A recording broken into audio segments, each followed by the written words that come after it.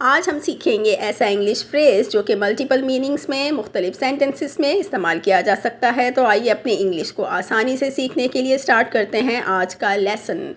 Today's phrase is go about.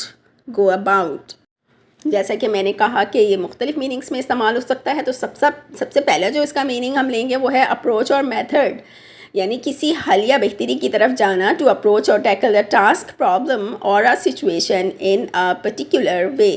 Example sentence है, we all must adopt a new approach to go about reducing waste and save the environment. माहौल बचाने की खातिर हम सबको कचरे की कम से कम पैदावार की तरफ जाना चाहिए।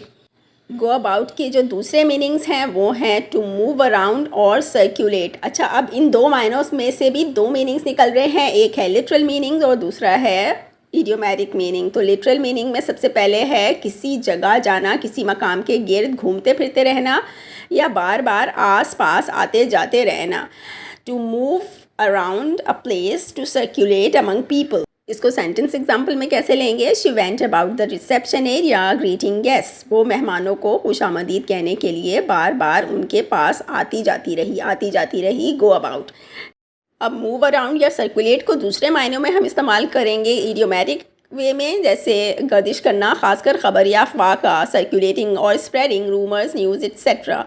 Rumours have been going about that the company is planning to downsize. इस किस्म की अफवाहें गर्दिश कर रही हैं कि कंपनी डाउन साइजिंग करने वाली है। डाउन साइजिंग यानी अपने मुलाजमीन की तादाद में कटौती करने वाली है। तो इस किस्म की खबरें गर्दिश कर रही हैं। Go about.